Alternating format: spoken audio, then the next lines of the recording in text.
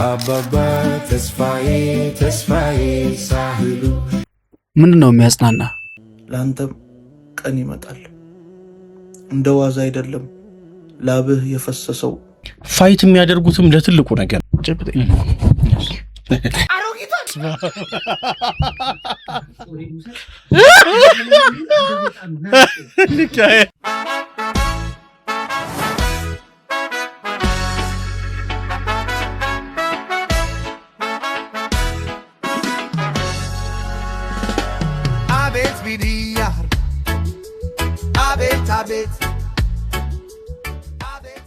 አባባ ተስፋዬ ሳህሉ ጊዜው መልካም ነበር እሳቸው እያሉ በቴሌቪዥን መስኮት ጠዋት ብቅ ሲሉ ይሰበሰብ ነበር ሰፈሩ በሙሉ። አባባ ተስፋዬ ሲመጡ ጠዋት ላይ እንጠብቅ ነበር ቆመን በአንድ ላይ። እሳቸው ሲነግሩን ቁጭ በሉ ብለው ይመስለን ነበረ የሚያዩን አሻግረው። አባባ ተስፋዬ ሳህሉ ጊዜው መልካም ነበር እሳቸው እያሉ በቴሌቪዥን መስኮት ጠዋት ብቅ ሲሉ ይሰበሰብ ነበር ሰፈሩ በሙሉ። አባባ ተስፋዬ ምክር ሲጀምሩ ፕሌሊስት ላይ መኖር አለበት። ግን ምንም አልቻለሁም። ጥሩ ነበር እሳቸው እያሉ እውነት ለመናገር ጥሩ ጊዜ ነበር። ይህ የእሳቸው ትዝታ ግን ወደ ኢትዮጵያ ያለ ይመስለኛል። በቃ ምንድን ነው መሰለ ረጅም ዓመታት ነው ያገለገሉት። እንግዲህ ለምሳሌ ትንሽ ዝቅ ቢል ቴሌቪዥን የመጣበት ወቅት ላይ ትልልቅ ሰዎች ያውቋቸዋል በደንብ ፋሚሊያር ናቸው። በእኛ እድሜ ደግሞ ሆኖ ያኔ ሄኖክ ወደ ቀኝ ተጠጋ አንተ ተው እያየው ነው ምናምን ሲሉ በደንብ ነው በቃ ምን ሰማቸው ነበር። በዛ እድሜ እኔ የእውነት በደንብ የሚያዩ ይመስለኝ ነበር። እንግዲህ በእኔም እድሜ ማለት ነው። እና በወቅቱ ትልቅ ሰው የሚከበርበት የሚሰማበት ቫሊዩ የምናደርግበት ይሄ ብሔር ምናምን እምነት ምናምን ልዩነት የማይሆንበት በጣም ትልቅ ዘመን ነበር። እና ብዙ ነገር በዚህ ተመሳሳይ ስላወራሁኝ መደጋገም እንዳይሆን ነው እንጂ የእውነት በጣም ጎልደን ኤጅ ነበረ። ጎልደን ኢራ ብለው መወደው ጊዜ ነው።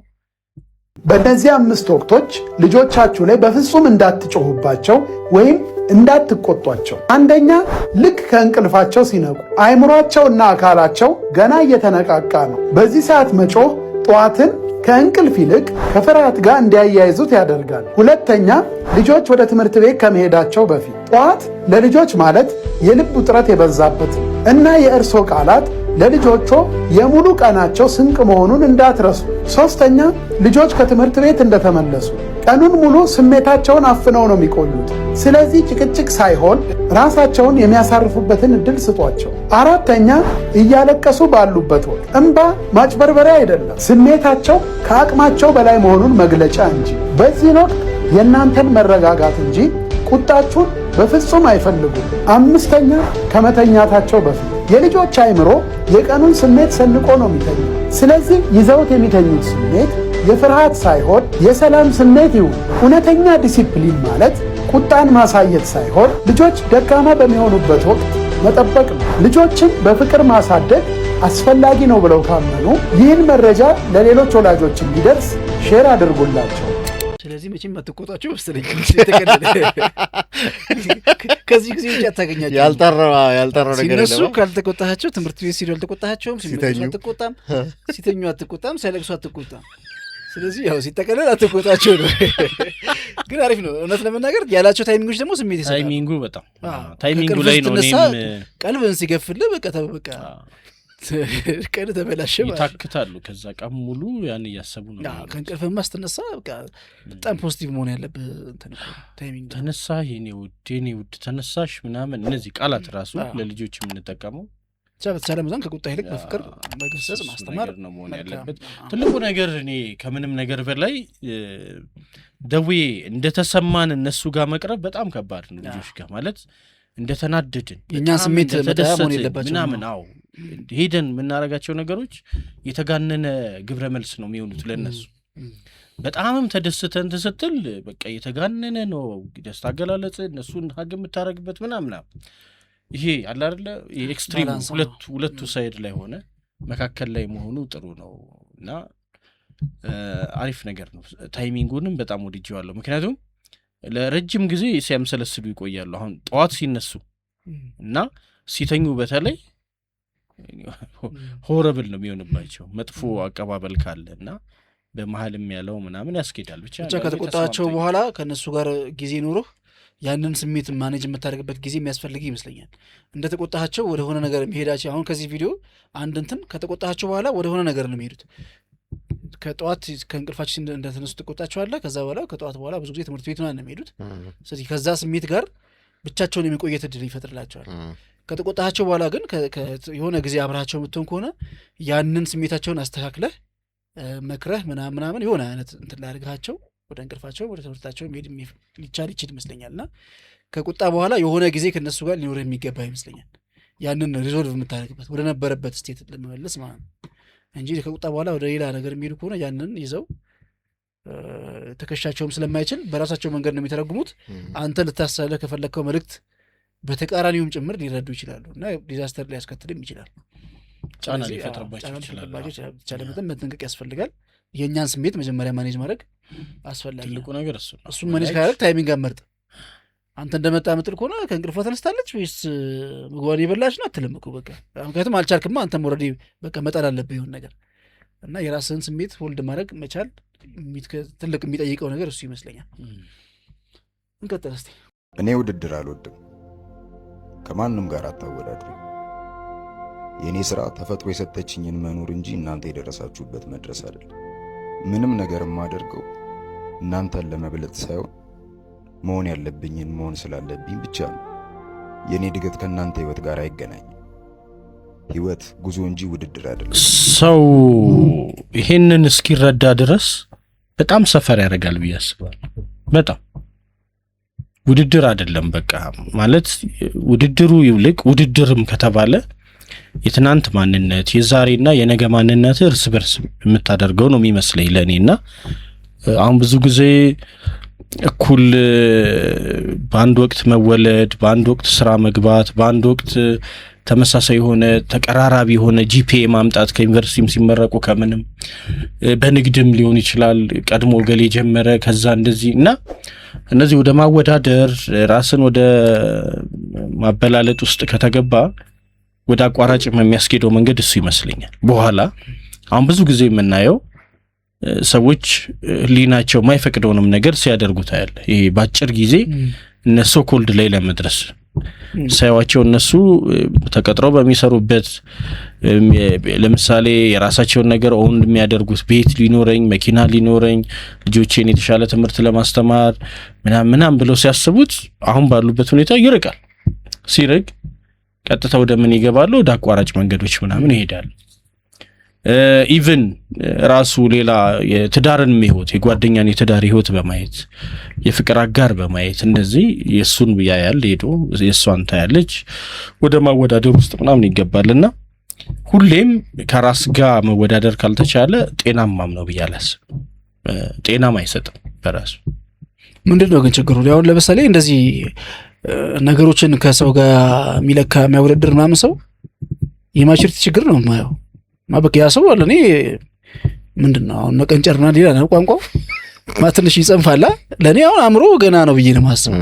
ቋንቋው ወይም ቀንጭሯል እንኳን ብዬ ባለ አለመብሰል በቃ አልበሰለም ይሄ ሰው። ነገሮችን የራሱን ዩኒክ ላይፍ የራሱን መንገድ ከሌላው መለየት አልቻለም ማለት ነው። አንተ ጋር ያሉ ነገሮች ሌላ ቦታ እኮ የሉም። ሁሉም ሰው የራሱን ህይወት ነው የሚኖረው። እዛም እንዳለ እዛ የሌለ እዚህ እንዳለ እኮ አታውቅም። አንዳንዴ እኮ የምታየው ነገር በጣም ትንሹ ነገር ሊሆን ይችላል የሰዎችን ህይወት የሚወስነው ማለት ነው። ሰዎች አንተ ጋር የማያዩት አንተ ጸጋ ሊኖር ይችላል። ጥሩ እንቅልፍ የምተኛ ጥሩ እንቅልፍ የምትነሳ ያንን ሰው በምን ይተካዋል? ምን ላይ ፈለኩት በቃ አንተ የዩኒክ ላይፍ ነው። ኮምፓሪዝን ውስጥ የምትገባ ከሆነ ወይ ከንባብም ማጣት ሊሆን ይችላል ወይ ከሌሎች ምክንያቶች እኔ ከአእምሮ እንትን ጋር ነው ማገናኘው ከአእምሮ ችግር ጋር ነው ማገናኘው። እነዚህን ሰዎች እንዲያታርጉ የሰዎችን ህይወት መወረር መልካም አይደለም ምናምን ከሚለው ምክር በፊት ብዙ ገና ወደ ኋላ ተመልሰው ማደግ አለባቸው ይማሰብ። ይሄንን አሁን በዚህ እድሜያቸው ትልቅ ሰው ሆነው ልጆች ወልደው ምናምን ራሳቸውን ከሰው ጋር እየለኩ እንቅልፍ የሚያጡ ሰዎች በቃ ገና በጣም ብዙ ነገር ይቀራቸዋል ማለት ነው። ያው እድሜ ማደግ ስላለበት ተምሮ መቀጠር ምናምን መደበኛ ነገር ስለሆነ እዚህ ጋር ደረሱ እንጂ ገና ያላለፉት የአእምሮ እድገት ደረጃ አለ ብዬ ነው የምረዳውና ብዙ ነገር ነው ገና የሚቀራቸው። በእርግጠኝነት እቺን እንኳን ብትነግራቸው ሌላ የሆነ አይነት ዳርክ ሆል አለ ብዬ ነው የማስበው። ዲፕ ኢንሳይድ አፎካክረህ ስታሳድግ ማለት ወንድምህን አታየው ምናምን እያልክ ካሳደግካቸው ልክ ነው አንጻራዊ ነው ማለት ነው። ያንተ ጥሩነት ከሆነ ሰው አንጻር ነው የሚታየው ማለት ከራስ ጋር አይደለም። ከጎረቤት ካለ ልጅ ጋር ይሁን እንተናን አታየውም ስንት እንደሚያመጣ አታይም ምናምን ይባል ያም ማለት በቃ መለኪያ እንጂ ተባረከ ልጅ እኮ ዋህ ለከም ይሆነው አስካለ ልጅ እኮ እንዴት ብሩክ መሰለ እሱ መጥቶ ይበላባህልም ልትባል ትችላለህ። እሱ መጥቶ ይበላባህ ማድነቁ ሳለ በቃ ያንን ሰው ከመጥላትም እንዲጀምር ሊያደርገው ይችላል። እንደዛ አንዳንድ ጊዜ ምክንያቱን ሰዎችን መጥላት ማትችል ከሆነ ወይ ደግሞ ሂደቱን መጥላት ማትችል ከሆነ ሰዎችን መጥላት ሰዎች ወደ መጥላትም ትችላል። እናትን ላጠላት ይችላል። ግን ያን ልጅ ሚዛን እያበላሹብህ ነው አንተ ከሰው እንዳትቆጠር የሚያደርጉ ስለሆነ በልጅ አምሮ በራሳቸው ወንድም እህትም ላይ ቀናት የሚያድርባቸው ምናምን እንደዚህ ስለሚሆን ዋና ሐሳቡ ራስ መተማመናቸውን እንዳያዳብሩ ነው የምታረገው። ኤክስተርናል ቫሊዴሽን ማለት ይሄ ነገር ጥሩ ነው የሚለው ከሌላ ሰው እንዲቀበሉ ታረጋቸውና ሰውንም እንዴት ነኝ ደህና ነኝ እንዴት ነኝ አዎ ጥሩ ሰራሁት ምናምን የሚሉ ሰዎች ይሆናሉ ማለት ኮንፊርሜሽን በጣም ይፈልጋሉ እንደዛ ቫሊዴሽን የሚፈልጉ ይሆናሉ ማለት በራስ መተማመን አይኖራቸው። ትክክል የዛ ውጤት ነው የሚሆነው most likely ይስተዋል። ያ አጣጤኝር ቂጣ ፊት እኮ ናት ሲያስጠላ ምን አንበሳ ይለዋል ምንድነው ንጉስነት ከኔ ተበልጥና ነው ናስታውረኝ ገባና እንዴ ጭቃ ውስጥ አላውሽ የተቀባ ቂጣ ነው ማስመሰለኝ ቂጣ ፊት አሁንም ተኝታችኋል። ንቁ ስላሰሙም ንቃ አቺኒክ እስቲ አንተ ጋር ተቀምጣል ምንድነው ካልሰራችሁ ተፍተፍ በሉ እንጂ ወበጀስ ኑ እንጫወት እንዴ ከነ ተደብቃችሁ ውሃ መጠጣታችሁ አለው ነው መቼም እንደው ከናንተ ጋር አልጠፋም። ወዳችኋለሁ ደግሞ ታውቃላችሁ ሁሌ ኑ እንጫወት በእናትህ ፋሚሊው። ዛሬ አንበሳዎችን ፕራንክ እንሰራለን ለማየት ተዘጋጁ። ወበጀስ እንዴ እናንተን ጥዬ ትሄዳለሁ ስታስቡት አደንግጡ። እሺ አደንግጡ። እኔ ነው ወይስ ለመብላት ታስባላችሁ? በነገራችን ላይ አንበሳ በጣም ሰነፍ ነው ተቀላ አንቀልፍ ከ16 እስከ 20 ሰዓት ነው የሚለው በጣም ረጅም ሰዓት ነው ይተኛል ነው ከ16 እስከ 20 ማለት እኮ ከ24 ሰዓት ውስጥ ኦልሞስት ይተኛል። በጣም ብዙ ይተኛሉ ሴቶች ግን እኔ የእውነት አንዳንድ ሰዎች አሉ ባይዘዌ ከኑሮም ጋር በዚህ መልክ ነው የሚሳፈጡት በቃ የሚታገሉትና ሲጥሉ ሲረቱታ ያለ አሁን ካሶንጎ ትክክለኛ ስሙ የእንስሳው መሰለኝ መጣሪያው ነው ምንድነው ካሶንጎ አራን ያላቀም ይሄ እንስሳ ካሶንጎ ሚል ሙዚቃ አለ አይደል? ካሶንጎ እኮ እሱን እኮ የሚያወድስ ዘፈን ነው እሱ እኮ ስቶሪ ያለው እኮ እሱ ሰውዬ ካሶንጎ የሚባል ሰው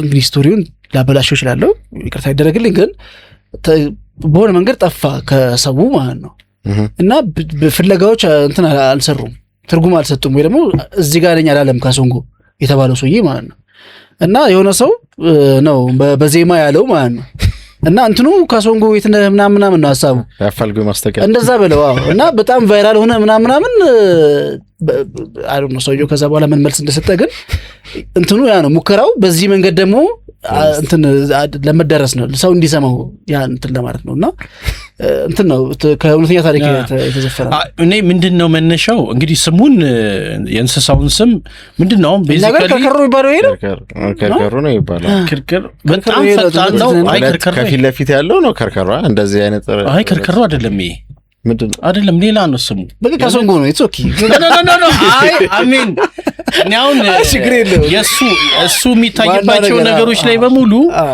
ስም ካሶንጎ ስለሚል ነው ሊሆን ይችላል ሌላም ትልቁ ነገር ግን ምንድነው አሁን እነዛ ሰዎች ኑሮን በጣም ተጋፍጠው የሚያሸንፉ ያልኳቸው ሰዎች ማለት ፋይት የሚያደርጉትም ለትልቁ ነገር አሁን ከእንስሳት ሁሉ የበላይ ንጉሱ አንበሳ ነው አይደለ በተለምዶ ብለን ምን ይዘው ሄዶም የሚጋፋው የሚላተመው ከነዚህ ጋር እና ይሄ ትንንሽ ፐዝሎችን በመሙላት ምናምን ኑሮ ላይ ለማስተካከል ከመሄድ ትልቁን ፕሮብሌም በመፍታት የሚገኘው የኑሮ ለውጥ በጣም ትልቅ ነውና ትንሾቹም ይፈታሉ ብዙ ጊዜ ትልቁን ችግር ሲፈታ ባይ ዲፎልት ነው እነሱና የዚህም እንስሳ ሁኔታ በጣም ይገርመኛል እነሱን ባይዘው ካራክተሩ እንደዚህ ነው ማለት ነው ይዳፋው እንስሳው እኮ ድራማታይዝ ተደርጎ ነው መሰለኝ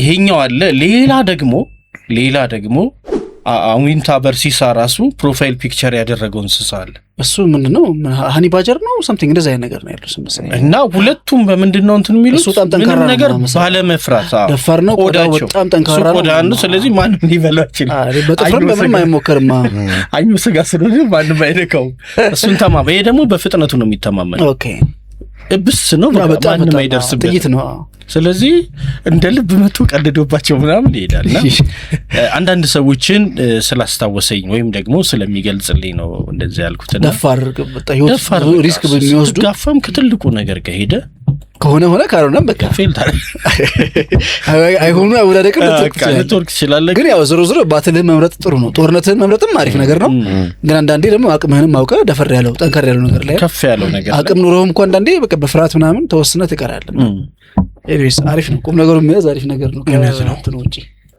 እስኪ አጨብጭብ ለራስህ ስንት ጊዜ ወድቀህ ስንቴ እንደተነሳ ሰው መሃል ቁጭ ብለህ ስንቴ እንደተረሳ መሆን ከብዶ ለልጆችህ ወንድነት ሲበረበር እንዳንኳኳ የስንቱን በር ህይወት አሰቃይታ ስታሳጣህ ምርጫ እንዴት እንዳለፍከው የስንቱን ግልምጫ ነገር ሲፈልግህ ጊዜም ከሰው ብሶ እናት ፊት ስትስቅ ያፈንከውን ለቅሶ ማንም ባይረዳም አይዞ ነገር ይለወጣል አጨብጭብ ለራስህ ላንተም ቀን ይመጣል እንደ ዋዛ አይደለም ላብህ የፈሰሰው ያንተም ተራ ይደርሳል ትስቃለህ እንደ ሰው ባይሳካም ሞክር ካለፈው አይከፋም በደንብ ይወደቀ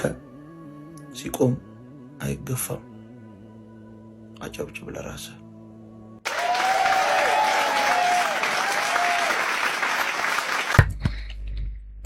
ዋው በጣም ደስ የሚል ግጥም ተቸግሮ ላለ ሰው ይሄንን ብትነግረው አሁን እንትን ሳውንድ አያረግም ማለት ልክ ችግሩ ላይ ያለ ሰው በኋላ ሲያልፈው በድሎቱ ጊዜ ያ አልፎ እንዲህ እኮ ነበረ ብሎ በሚያወራበት ሰዓት እገሌም እኮ ሊያጽናናኝ መጥቶ ይሄን ብሎኝ ነበረ ምናምን ይላልና ሁሌ ማለፍ እንደሚችል ማሰብ ጥሩ ነው ሁለተኛ ደግሞ እኔ በዋናነት ማነሳው ነገር ሁሌም የሚገጥሙ ነገሮች ፕሮግሬሲቭ መሆን አለባቸው ያደጉ አዳጊዎች መሆን አለባቸው የዛሬ ችግሬ ብሎ የሚያስበው ሰው በቀላሉ በገንዘብ ምሳሌ ለማድረግ በመሞከር 2000 ብር ከሆነ አመት በኋላም 2000 ብር የሚቸግረው ከሆነ ችግር አለ ቆሟል ማለት ነው ፕሮግሬስ የለም እድገት የለም ማለት ነውና ችግሮቻችንን እንፈልጋቸውም ነገሮች ከፍ ይያሉ መሄድ አለባቸው ዞሮ አሁን ያላችሁበት ትግል አሁን ያለንበት ሁኔታ እኛ እስካልቆምን ድረስ መቀየር እንደሚችል ያሳያልና መቀየር ይችላል ሁሉ ነገር መቀየር ይችላል ግን የጊዜ ጉዳይ ነው ለጊዜም ደግሞ እድል መስጠት ጥሩ ነው ማለት ባንዴ ቀየር ኦቨርናይት ችግሩን ባንዴ ምሽት እንዳልመጣ ችግሩ ሲቀረፍም ባንድ ምሽት እንዳልሆነ ማሰብ ጥሩ ነውና ምናልባት በዚህ ሰዓት በእንደዚህ አይነት ሁኔታ ውስጥ ያላችሁ አምናችሁ በተከዱ አፍቅራችሁ ምላሽ ባታገኙ እምነት ባታገኙ ባላችሁበት የኑሮ ደረጃ መሳቀቅ ቢሆን ፈቀቅ አለል ቢል ምን ቢል ይቀየራል ይለወጣል የሚለውን ማሳየት ይችላል ይሄ ሐሳብና አይ ቲንክ እናልፈዋለን ይቀየራል ግን እኛ ቀድመን አንለፍ ስንለወጥም አሁን አንዳንዴ እኔ ገብሬ ዘመንሻም የሆነ ችግር ኖሮብህ የፋይናንስ ችግር ሊሆን ይችላል ምናምን እንደዚህ እሱ ከማለፉ በፊት ቀድሞ የሚያልፉ ሰዎች አሉ በኋላ የፋይናንሱ ነገር ይሟላና እነሱ ሶስቱ ነጭ ነገሮች ይከለከላል ጨው ቂቤ ጮማ ምናምን ተብሎ ይከለከላል ከዛ ፋይናሊ ምንድነው የሚሆነው ሰዎች ሲበሉ ቁጭ ብሎ ማየት ነው የሚሆነው አጣው በቃ ገባ ያንን ያሳደደ እዚህ ጋር ጤናውን አጥቶታል ያንን ያሳደደ ሶሻል ላይፉን አጥቶታል ያንን ያሳደደ መንፈሳዊ ህይወቱን አጥቶታል ይነው በቃ እጦት ነው የሚሆነው አንዱን ስታሳደደው አንዱን ስትጥል እንደዚህ ነው የሚሆነውና ባለንበት ሁኔታ ውስጥ መለወጥ እንደሚችል አስበን ምንድነው ግን በቻሪ ማቲዮና መቼም በህይወታችን የሆነ አንዳንድ ከባባድ ቀናት ይኖራሉ ምንድነው የሚያጽናና ምን ስታስብ ነው የምትበረታው ይሆና ምንድነው የምትነግረው በአስቸጋሪ ቀናት ውስጥ ለራስ ያልፋል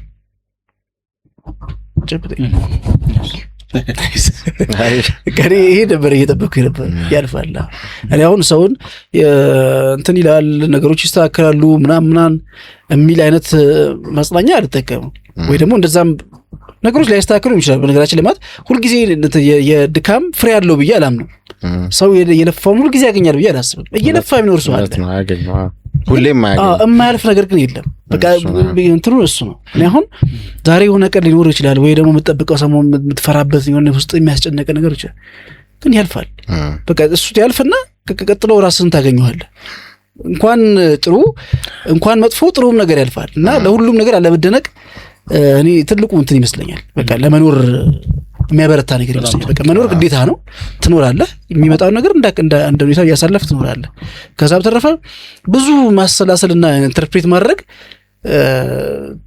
ነገሩ መሰንጠቅ ቱማች ማሰብ ምናምን የበለጠ ህመም የሚጥልብን ይመስለኝ ማድረግ ምትችሉን ታደርጋለህ ከዛ በኋላ ግን ያልፋል ኮንሲኩዌንሱ ምንም ይሁን ያልፋል በቃ ጸሎት እኔ እንትን ሳልማርበት እንዳያልፍ ነው አንዳንድ ጊዜ ሳትማርበት ስታልፍ ይደገማል ይደገም ይችላል እና የሆነ ነገር ቢያንስ አውቀህበት ተረድተህበት ብታልፍ ቆንጆ ነው በሚቀጥለው ሲመጣ ቢያንስ የተሻለ ሰው አድርጎ ቢያልፍ ማለት እንደዛ የሆነ ነገር ቀርቶ አንተ ውስጥ የሆነ ነገር ቢቀር ጥሩ ነው ቢያንስ ተለውጠህበት የሆነ ነገር አድርገህበት መጥፎም ቢሆን ራሱ ጥሩም ቢሆንም ብቻ የሆነ ነገር ካንተ ጋር ቢቀር ቆንጆ ናይስ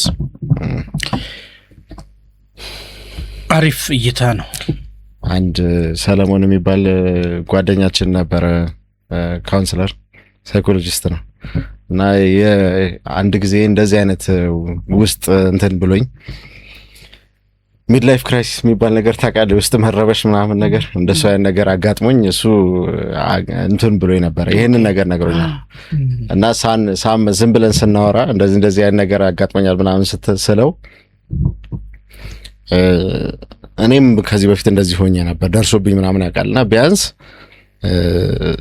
ሸውደው እንዳታሳልፈው ለምሳሌ ውስጥህ ለሚመጣ ጥያቄዎች ምናምን አለው አይደል እነሱን ጥያቄዎች ሳትረዳቸው ነው ሳትመልሳቸው አትለፋቸው ካለፈ ሌላ ጊዜም ድጋሚ ተመልሰው መምጣት አይቀርም እና ደግሞ በቃ ውስጥህን ሁሉ ጊዜ የሚረብሽ ነገር ነው የሚሆነውና አታሳልፈው እኔ ከዚህ በፊት አሳልፌው ወይም ሳላስበው አልፎ በኋላ ትቸገርበታለህ ተመልሶ ይመጣል እና የሆነ ነገር ሁሉ ጊዜ ሲገጥምህ በተለይ ሰዎች አሁን የሚረብሽ የሚያስጨንቅ ነገር ሲያጋጥማቸው መጨረሻ አለው የሆነ ነገር ያው ማለፉ አይቀርም ኢቬንቹዋሊ ማለት ነው ማሳለፍ ያለበት እንደዛው ማለት መቀበል አለባቸው ያለው ነገር ማመን አለበት አንዳንድ ጊዜ ጥሩ ስሜት ያልተሰማ ራሱ ደህና ነኝ ምናምን ብለህ መሳቅም ምናምን ላያስፈልግ ይችላል እዛ ውስጥ ሆነ ደግሞ ተዘፍቀህም መቅረትም አያስፈልግም ማለት መሻገር በቃ ተረድተው ነው ማለፍ ያለብህና ግን ደግሞ ሳትረዳው የምታልፍ ከሆነ ራስን አታለህ በመጠጥም በምንም ነገር ብቻ በጫጫታ በግርግር ይገለጣል ተመልሶ እሷን ብቻ እንዳይሸወድ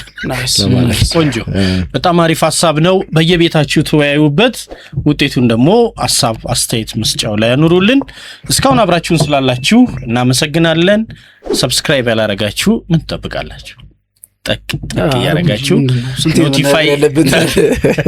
ኖቲፋይ ደግሞ እንዲያደርጋችሁ የደውል ምልክቷን መጫን እንዳይረሳ ላይክ ይደረግ መጨረሻ ላይ ደግሞ አይታችሁ ይህን ፕሮግራም ሌሎችም ቢያዩት የምትሉና የምትወዱ ከሆነ ሼር ለሌሎች ማጋራት አይቻል ይባል። ወደ ቀጣዩ ቪዲዮአችን እንለፍ። ስማ ፕራክቲስም አልፏል ቲዮሪም አልፏል። አንተ ኢንተርቪው ላይ ብቻ ትጥልልኛለህ። አይንዬ አደራ ጎበዝ። ዛሬ አይንዬ ስራ ሊሰራ ነው። ምን ተገኝቶ ነው የምትደሳሰተው? ሳሚ የኤክስ ፍቅረኛ ስራ ሊቀጠር ኢንተርቪው ነው የቀረው። እጥለዋለሁ እኔ ወንድሜ ነህ አንተ ካንተ አይብስ። ለምን ቆይ ኢንተርቪው ከምጥለው ማለት ነው ካለፈ በኋላ ደስ ብሎት ሲወጣ መኪና እንዲገጨው ለምን አናረግ?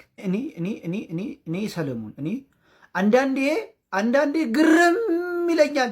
እኔ ነኝ ሰይጣኑ አንተ ነህ ሰይጣኑ። እሱም ብቻ ካይምሮ ይበላቱን ታውታው ደህና ዋላችሁ። አይንዬ የት ነው ያለኝ? አባቴ እኔ ጌቴት ነው በእናትህ ነው ዛሬ አቆላመጥኩ። ምን ተገኘ እባክህ? ኧረ በእናትህ ደውልለት በነፍስ ይደስልኝ። ያኪትና ነገት እያስካልን ተዘጋጁ ቤተክርስቲያን እንሄዳለን እያለቻቸው ነበር። ሰበብ ፈልጉ ያስቀርልኝ። ሰበብ። ለምን ግን የወር አበባዋን አዛብተን ዛሬ አይመጣም? ከዛ ደግሞ ካልሆነ ደግሞ ሆድ ቁርጠትን ጨምርባትና ማለት ነው ትቀራለች ማለት ነው። እኔ እኮ ከአንተ መምጣት እኮ ትክክል ነህ እኮ ግን ከአንተ ወይ ተቀላቀለን እንካ ፈርምና ተቀላቀለን እኛ ተስማማለህ? ኧረ አንተ ዛሬ እንኳን እንደው መስለቡን አቁም። ተጨንቀ ምን ላርግ ስጨነቅ ብላ ነው የሚለኝ። ባለፈውም እንደዚህ የወር አበባ አጋጥሟት ሄዳ በረዝ ተሳልባን የተመለሰችው ትስናን አታውቃትም። በእናትህ በቃ ካልሆነ ትያስካል ወር አበባ እንዲያዩ እናርጋ። አሮጊቷን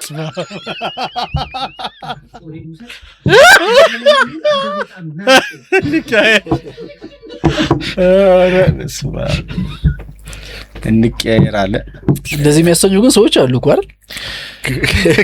አዎ እኔ ነገሩ ማለት ነው በጣም ከባባድ ሰዎች አሉ። በቃ እኔ አንዳንዴ መለስ ብሎ ራስን ማየት ቢቻል ራሱ ሰይጣን ከነሱ ዋን ቁጭ ብሎ ኮርስ የሚወስድ የሆነ ቅጣት እንትን እያየው የቅጣት በፊት የነበሩ የቅጣት አይነቶች አንዱ እንትን የበሬ ሐውልት ተሰርቶ ሆዱ እንትን እንደ በር ይከፈታል ይዘጋልና ሰው እዛ ውስጥ ይገባል። ከስር ሰዓት ይነዳል። አዎ የሮማን ይሁን ምናምን ቅጣት ነው። ልክ ነው ማለት እንትን ነው ብሮንዝ ነው መሰለኝ እንደው እንትኑ የብረቱ አይነት የማይቀልጥ ነው። በቃ ከባድ ቅጣት ነው። ግን በቃ ከቶሎ አይግልም ቶሎ አይበርድም። በቃ ኳለክ በቃ ቀስ እያለ ሰው እንትን መጥበስ ነውና በምን አስቡት። አንዳንድ ጊዜ በቃ የቅጣቱን እንትና የቅጣት አይነቱን እያየሁኝ እግዚአብሔር ያላለ ሰዎች አምሯቸው እንዴት ነው ነፃ ፈቃድ አለን የሚባለው እሱ ይመስለኛል። እኔ ማለት በየትኛውም አቅጣጫ ብትሄድ ብታስብ ክፍት ነው ማለት ጂኒየስ ሞን ትችላለህ። አዎ ፖዚቲቭ ኔጌቲቭ እንደዚህ ከመጨረሻው በጣም እኔ በቃ የቅጣት አይነቶች ላይ ሰው ሲከፋ ይድረስ እንደሚከፋ በእውነት በጣም እሱ ቪዲዮ ላይ ታዲያ ቀስት ሳላየህም ቀስት አንገታቸው ላይ ምናምን ተደርጎ በቃ የሌለ በመጽሐፍ ቅዱሳችን ጎንበስ እንዳትልና ምናምን በቃ በመጽሐፍ ቅዱሳችን እኮ የሰማዕታት ወቅቶች የሚባሉ ነበሩ አይደል? በቅዱስ መጽሐፍት እንደተገለጸ ያኔ እኮ የሚደረግ የነበረ የሰው ልጆች አሰቃቂ ቅጣት በጣም ከባድ ቅጣት። እኔ ይህን ምን ያመጣዋል የሚለው ላይ ነው ኮንሰርኔ። በጣም ፈሪዎች ባይዘው በጣም ጨካኞች ናቸው። የፈሪ ዱላ ይላሉ አበው። በጣም ፈሪ ሰዎች እኛም ሀገር ላይ አይተናል። በጣም ፈሪ ሰዎች ቅጣታቸው በጣም ከባድ እንዳያዳግም አድርጎ ማለት ነው። እንዲህ በኩርኩም በጥፊም እንደ ቆንጠጥም አድርገህ መገሰጽ መመለስ የምትችለውን ሰው ታንክ አቆመው በታንክ ጥይት የሚመቱ ናቸው። እንዲህ አይነት ሰዎች በጣም በቀላሉ እናውርደውና እንዲህ በጓደኝነት መካከል መበሻሸቅ የማይችል ከሶስታችን አንድ ሰው ቢኖር ምንድነው የሚያደርገው? መበሻሸቁን አቅሙ ስለማይችል እንድታቆምለት ከባድ የሆነ ንግግር ይናገርህና የማይጠበቅ ከአውዱ የወጣ ይናገርና እንድታቆም ያደርጋል። እና እንደዚህ የሚቀጡ ሰዎችም እኛ ሀገር ላይ በተለይ ያየሁት በተለይ በቅርብ ዓመታት ምናምን የምናየው ነገር በጣም ፈሪዎች የሚወስዱት እርምጃ ኤግዛክትሊ ያልተመጣጠነ። እንዴት አንተ በጣም ለሕፃን ልጅ ወይ እድሜው 20 ዓመት ወይ እስከ 18 ባለ እድሜ ውስጥ ላለ ሰው የሚወሰዱት እርምጃዎች በጣም ዘግናኞች ናቸው። በቃ ላልታጠቀ ሰው በቃ ሲምፕሊ መሳሪያ ላልታጠቀ ሰው ታጥቀ መሄድ ሳያንስ እንደዛ አድርገህ መረፍረፍ አንዳንድ ጊዜ በእኛ ሀገር ታሪክ ውስጥ ይሄ ነገር በጣም ብዙ ጊዜ የሚደጋገም ነገር ነውና እንዳልከው የፈሪ ዱላ ነው። አንድ ታሪክ አለ አይደል? ጋሽ አጼ ቴዎድሮስ አንድ እንትናቸው ሸፍቶ ለፍልሚያ እንትን ይላሉ ይከታተላሉ ማለት ነው።